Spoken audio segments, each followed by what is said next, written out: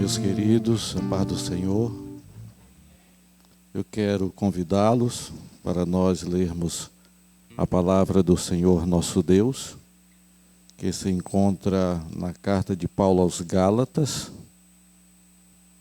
no capítulo de número 2 e o verso 20, para a nossa reflexão. A carta que escreveu Paulo aos Gálatas,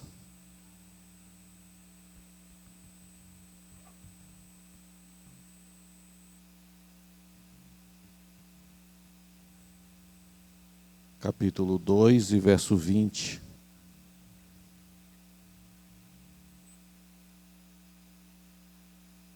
Os que encontraram, digam amém. Leiamos então. Já estou crucificado com Cristo, e vivo não mais eu, mas Cristo vive em mim. E a vida que agora vivo na carne, vivo-a na fé do Filho de Deus, o qual me amou e se entregou a si mesmo por mim. Amém? Soberano Deus e Pai que estás no céu, eu te rendo graça por tudo que o Senhor tem feito em nossas vidas. Manifeste o teu Santo Espírito entre nós, falando aos corações nesta noite. Esteja conosco, meu Pai. Guia-nos na tua palavra e que o Senhor possa nos revelar a tua vontade, para que possamos, Senhor da glória, nos alimentarmos. Eu te peço no nome do Senhor Jesus. Amém. Os irmãos fiquem à vontade no nome de Jesus. Queridos, sábado passado, dia 17, estivemos na Vila São José, como dantes havíamos anunciado, para decretarmos a abertura de mais uma igreja naquela vila. E foi um trabalho abençoado, né, pastor Manassés? Deus fez uma obra extraordinária. Ontem já teve almas lá, né? E Deus está trabalhando, né? A obra crescendo, se expandindo, e isso demonstra que o Senhor está em nosso meio, né? Eu tenho certeza de que o Senhor continuará fazendo coisas grandiosas no meio do seu povo.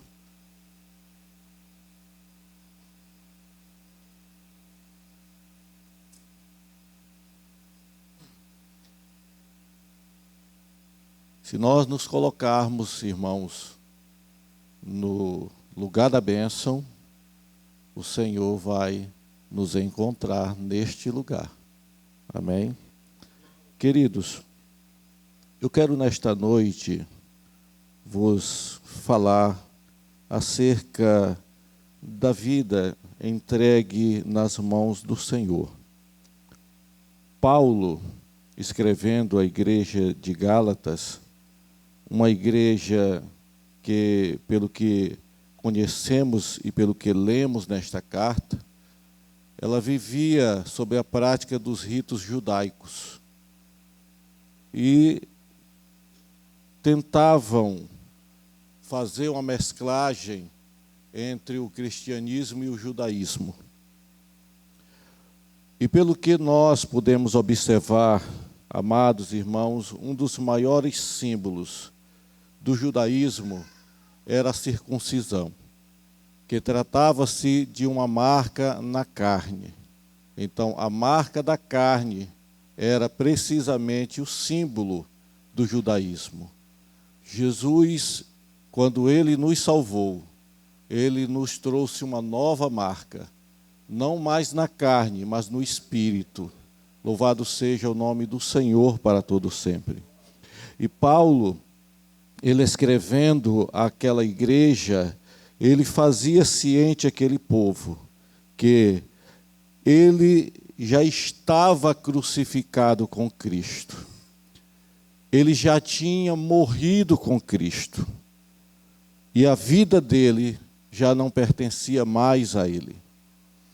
Nós erramos muito quando tentamos dividir a nossa vida, na nossa vida particular e na nossa vida religiosa.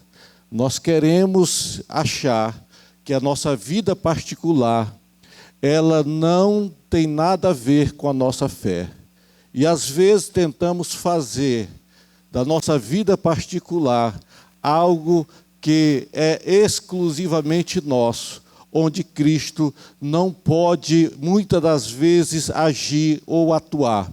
Amados irmãos, na vida do crente salvo, não existe mais particularidade. Tudo deva pertencer ao Senhor. Tudo deva ser para Ele. Tudo deva vir dEle.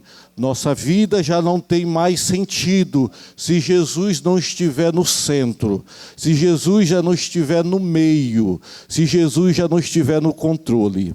Se isso não estiver acontecendo conosco, então a nossa fé ainda não está aperfeiçoada. Para que a nossa fé esteja aperfeiçoada, nós precisamos estar sob o controle de Deus. E era isto que Paulo estava dizendo aos Gálatas: eu estou crucificado com Cristo, e vivo não mais eu, mas Cristo vive em mim. Uma certa vez eu estava em Manaus e visitei uma loja de um indiano que vendia produtos elétricos. E eu estava precisando de algo. E encontrei na loja, me agradei. Como todo bom brasileiro, pedi um menos. Ele quase que não deu, mas como são bons de negócio, me vendeu aquele produto. Mas a cena seguinte foi a que me chocou. Porque o que ele fez, muitos de nós não estamos fazendo. Ele pegou o dinheiro, ergueu para cima e recitou um mantra, agradecendo o Deus que ele servia pelaquela venda. Porque tudo para esses povos é religioso. A vida deles não tem nenhum tipo de diferença da particular para a sua fé. Muitas das vezes nós olhamos os islâmicos, os muçulmanos, aonde chegam quando dá a hora da oração. Não importa se está no meio da rua, não importa onde eles estão, eles dobram os seus joelhos e oram, porque não existe dissensão ou não existe diferença entre a fé que eles praticam e sua vida particular. Quantas pessoas às vezes não permitem que o pastor entre na sua vida, no domínio da sua vida particular, porque ele diz logo: a minha vida particular diz respeito unicamente a mim. Mas se você existe uma vida, se você tem uma vida, que Jesus não faça parte dela, então a sua fé está falha. Porque Cristo precisa exercer domínio sobre todos os campos da nossa vida, para que nós sejamos controlados por Ele. Paulo estava dizendo: eu fui crucificado com Cristo, morri, eu ressurgi, agora esta nova vida que eu tenho, não sou eu que vivo, é Cristo que vive em mim. Louvado seja o nome do Senhor para todo sempre. Antigamente, Até para um crente viajar, ele ligava para seu pastor, pedia permissão, pedia a bênção sobre a sua vida, pedia a oração. Os mais antigos sabem do que eu estou falando. Porque toda a sua vida estava sob o controle de Deus. Toda a sua vida dependia de Deus. E se nós não somos fiéis nas coisas mínimas, como poderemos ser fiéis nas coisas grandes? Se nós não respeitamos o simples, como iremos respeitar as coisas mais complexas?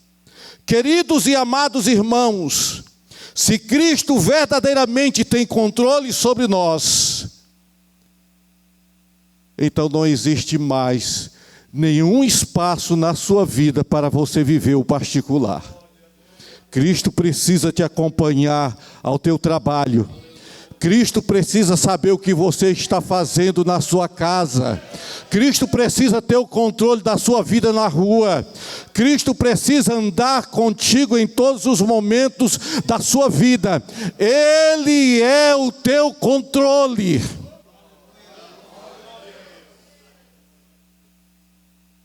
Louvado seja o nome do Senhor para todo sempre. Ele disse: mas Cristo vive em mim.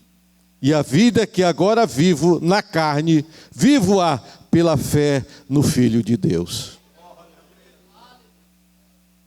Os judeus são marcados na carne. Nós somos marcados no Espírito. Mas a nossa carne está sob o controle dos céus. O crente não pode ser carnal. O crente, ele é espiritual. E um crente espiritual não pode ser dominado pela carne. É Cristo que está sobre o controle dela. Louvado seja o nome do Senhor para todo sempre. Louvado seja Deus. Vivo-a pela fé em Deus, o qual me amou e se entregou a si mesmo por mim. Aleluias, louvado seja o nome do Senhor para todo sempre. A morte de Cristo na cruz do Calvário, a crucificação, o martírio da carne, serve também para cada um de nós entendermos que assim como Ele submeteu a carne sob o controle do Pai, sob o domínio do Pai, para fazer a vontade do Pai, assim também temos que fazer. Quando Ele estava lá no jardim, a carne temeu a morte, porque talvez uma visão tenha se destampado diante dele, e ele via o sofrimento pelo qual ia passar. Em agonia ele orava e dizia: Pai, se for possível, passa de mim este cálice. Mas ao mesmo tempo ele sabia que se o sacrifício não fosse feito, eu e você estaríamos condenados à perdição eterna. Então, por amor a nós, ele agora crucifica a carne no jardim, antes do Gólgota, e diz para o Pai: não faça a minha vontade, mas a tua. Ele está dizendo: eu me submeto a ti, eu aceito o teu controle, eu aceito o teu projeto, eu aceito o teu plano para a minha vida. Muitas das vezes nós queremos de Deus, mas não aceitamos o controle, não nos submetemos a Ele. No céu ele tinha tudo, mas a Bíblia diz que ele se despiu de tudo e aceitou descer como homem, para como homem ser provado, a fim de reconquistar tudo como homem, a fim de que todos nos céus olhasse para ele e dissesse: eis o Cordeiro de Deus, que venceu e é digno de abrir o livro e desatar os seus 7 selos. Ele venceu todas as barreiras, todas as lutas, todas as angústias, todas as perseguições e até a morte, para se tornar digno de Deus, para se tornar digno de tudo quanto dantes tinha. Hoje ninguém nos céus pode dizer: ele herdou tudo porque é o queridinho do papai.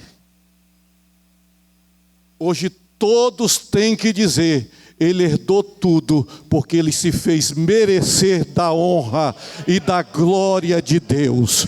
Louvado seja o nome do Senhor para todo sempre. Isso não está na Bíblia, mas eu não duvido que tenha acontecido, porque a Bíblia não fala qual foi o argumento que Satanás usou para convencer parte dos anjos celestes para seguir a sua causa. Mas quem sabe esse não tenha sido um dos argumentos. Ver o seu filho assentado ao seu lado, o que ele fez para merecer esta posição. Nós estamos aqui executando todos os serviços do Pai, de Deus, e o que ele tem feito? Quem sabe ele não tenha usado este argumento. Mas eu quero usar como figura de linguagem o dia em que Isaías entra no templo e contempla o Senhor sobre um alto e sublime trono.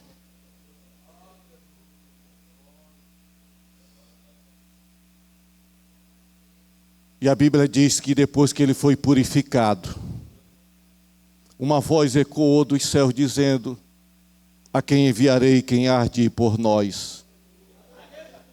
Como eu olho a Bíblia e vejo Jesus no centro, eu acredito piamente que aquela frase de Isaías é a prefiguração do que Cristo fez nos céus.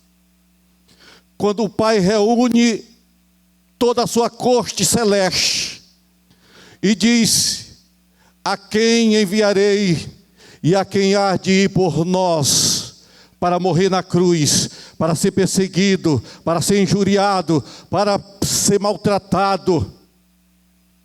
E houve silêncio nos céus.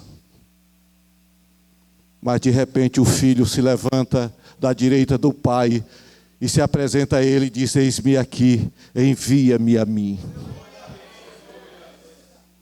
Amados e queridos irmãos, ele aceitou padecer por nossa causa. Ele entregou a carne sob o controle de Deus, para que o projeto de Deus fosse realizado nesta terra. Existe um projeto de Deus na tua vida. E essa carne velha não presta para nada. Ela é instrumento de açoite. Porque o que interessa a Deus é o que está dentro. É isso que Deus quer. Não importa o que você vier a passar. Não importa por onde você andar. Não importa o teu sofrimento, não importa a tua angústia, não importa a perseguição, não importa a calúnia, não importa seja qual for o tipo de provação, não importa. O importante é que existe um projeto de Deus para a tua vida. Louvado seja o nome do Senhor para todo sempre. Aceite este projeto e ofereça a tua carne para que se cumpra aquilo que Deus tem determinado para a tua vida. Louvado seja o nome santo do Senhor para todo sempre. porque assim está escrito: carne e sangue não herdam o reino de Deus. Aleluias, louvado seja o nome do Senhor para todo sempre. Assim também vós considerai-vos certamente mortos para o pecado, mas vivos para Deus, em Cristo Jesus nosso Senhor, escreveu Paulo aos Romanos no capítulo 6 e o verso 11. Este mundo já não pode mais exercer atração para a nossa vida, porque nós não somos mais daqui. O nosso olhar, pastor Daniel, tem que estar voltado para cima, porque o que Deus nos ofereceu não está aqui. O que Deus nos ofereceu está na glória. E o apóstolo Paulo foi lá e viu, e disse: essa breve e momentânea aflição do tempo presente não dá para comparar com o que Ele preparou para nós no porvir. Aleluias, santo é Jeová.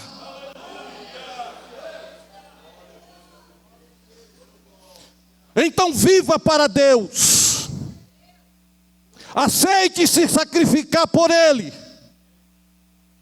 aceite passar pelo vale da provação, e ainda que seja pelo vale da sombra da morte, o Senhor te conservará. Louvado seja o nome do Senhor para todo sempre, porque Ele é Deus.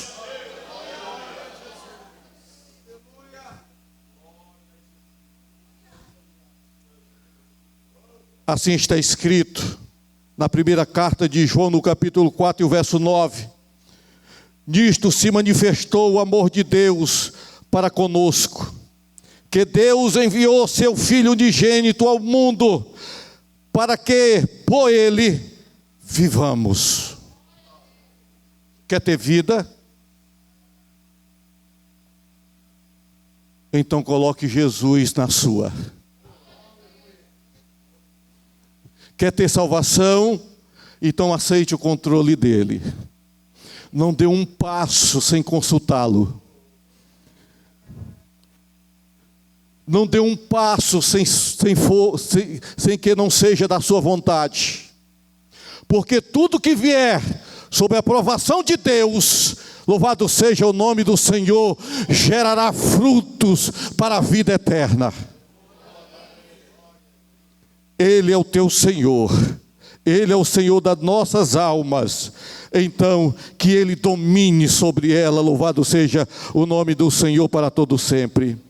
Escreveu o salmista Davi, Salmo 146 e verso 2: louvarei ao Senhor durante a minha vida, cantarei louvores ao meu Deus enquanto eu for vivo.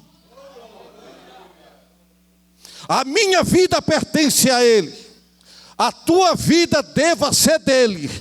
Todos os momentos, não importa a circunstância, louve ao Senhor, exalte a Ele, magnifique o seu santo nome. Aleluia, louvado seja o Senhor para todo sempre. Seja um Jó, porque no final tem vitória, no final tem bonança, no final tem regozijo, no final tem paz. Louvado seja o nome do Senhor para todo sempre. Disse o Senhor em Mateus capítulo 22 e 32, eu sou o Deus de Abraão, o Deus de Isaque e o Deus de Jacó. Ora, Deus não é Deus dos mortos, mas dos vivos. Louvado seja o nome do Senhor para todo sempre. Todos esses três personagens citados aqui, fisicamente, estavam mortos no dia em que o Senhor fez essa citação. Mas o próprio texto diz, Deus não é Deus dos mortos, mas dos vivos. O que ele está dizendo é, crente não morre, crente permanece vivo. Louvado seja o nome do Senhor para todo sempre. Aleluia. Ele é o Deus dos vivos. E quem tem Jesus tem vida. E tem vida com abundância. Louvado seja o nome do Senhor para todo sempre. Aleluias. Assim disse o Senhor em Deuteronômio 4:4. Porém vós que vos achastes ao Senhor vosso Deus, hoje todos estáis vivos. Achou Deus, encontrou o Senhor, encontrou Jesus, encontrou a vida. Aleluia. Louvado seja o nome do Senhor para todo sempre. Deus em Cristo nos abençoe e nos guarde em seu amor para todo sempre. Coloque a tua vida sob o controle de Deus nos mínimos detalhes. E Ele vai te exaltar dos grandes. Permita que Deus exerça controle na tua vida, em todas as circunstâncias. E você verá que não existirá barreira grande o suficiente para que a tua fé seja impedida. Deus é Deus. Deus é Senhor.